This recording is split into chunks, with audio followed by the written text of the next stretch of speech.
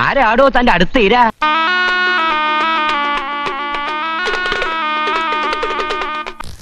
എന്തുവാടാ? നിനക്ക് മനസ്സിലായില്ല? ഇല്ല, മനസ്സിലായില്ലെന്ന്. മകുടം. ഇതിനിടയ്ക്ക് അങ്ങനെ ഒരു സാധനം ഇറങ്ങിയോ? നമ്മളിതൊന്നും അറിയുന്നില്ല. പുരട്ചി ദളപതി. പുരട്ചി ദളപതി. നല്ല സ്മാർട്ട് ബോയ് ആണ്. ആരാണത്? വിശാൽ. എടാ നീയായിരുന്നോ?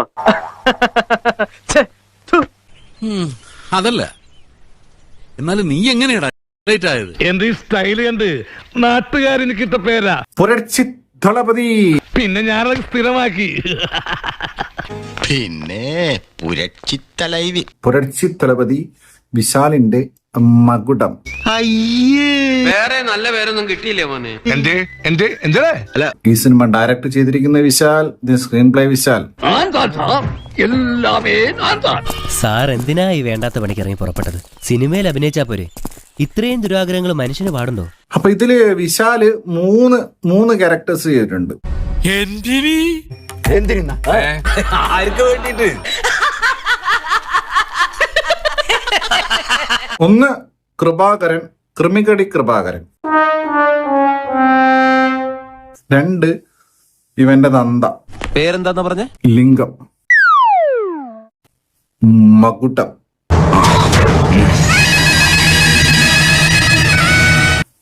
ലിംഗായിട്ടുള്ള വിശാലിന്റെ കഥാപാത്രം. അച്ഛൻ കറക്റ്റ് ഫുള്ള് വൈറ്റ് ആണ്. യേശുദാസിന്റെ സെറ്റപ്പാ.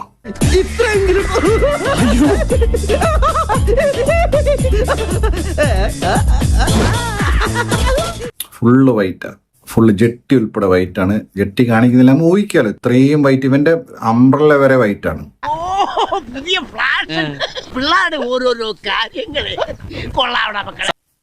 മകുടം. ഇനി ലക്ഷണം കണ്ട വാക്ക് നീ കടിച്ചു തൂങ്ങാതെ പ്ലീസ്. സത്യത്തിൽ ഇവിടെ എന്താ ഉണ്ടായത്? രണ്ട് വാക്കല്ലേ? 3 മണിക്കൂർ 5 മിനിറ്റ് പച്ചയ്ക്ക് അവരാധിക്കുക. എന്റെ കയ്യിൽ അവനെ കിട്ടിയേ ഞാൻ അവനെ അരിഞ്ഞ് മുളകിട്ട് അങ്ങനെ തിന്നിടോ. സാധാരണ ചില നടന്മാരൊക്കെ ഈ കയ്യടി കിട്ടുമെന്ന് ഉറപ്പുള്ള റോളാണെങ്കിൽ ഡബിളും ട്രിപ്പിളും ഒക്കെ ചെയ്യുന്ന കണ്ടിട്ടുണ്ട്. ഇതെന്തിനാണ് ഇയാൾ ചെയ്തതെന്ന് എനിക്ക് മനസ്സിലായിട്ടില്ല. ഇത് ചേട്ടൻ ചൂടാവണമെന്നല്ല, എനിക്കറിയാം. ടോണല്ലേ ഇത്? ഞാൻ ശരിക്കും ചൂടായതാണ്. നമ്മുടെ ക്ഷമ പരീക്ഷിച്ച് ഇത്രയും പൈസയും കളഞ്ഞ് ഇയാളിത് എന്ത് തേങ്ങയാണ് ഉണ്ടാക്കി വെച്ചിരിക്കുന്നത് എന്നെനിക്ക് മനസ്സിലാവുന്നില്ല.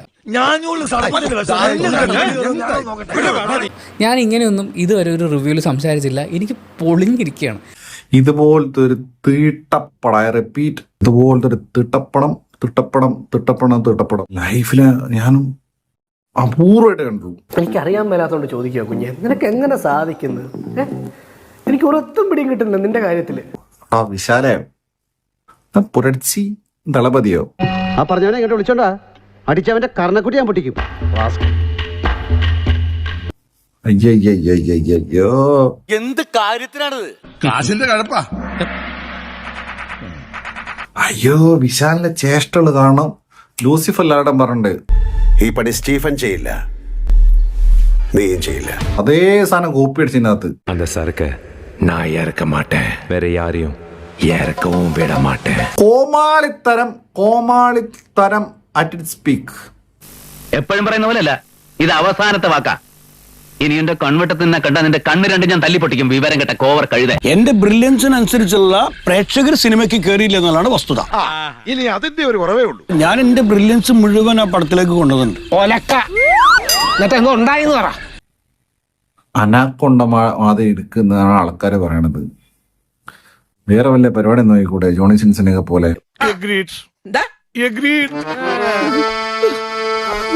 അങ്ങനെ ഈ റോളും നഷ്ടമായി. മേലിൽ ഇത്തരം സംഭവങ്ങൾ പറ്റാതെ സൂക്ഷിക്കുക. അഥവാ പറ്റിപ്പോയെങ്കിൽ എല്ലാം നിന്റെ വിധിയാണെന്ന് സമാധാനം.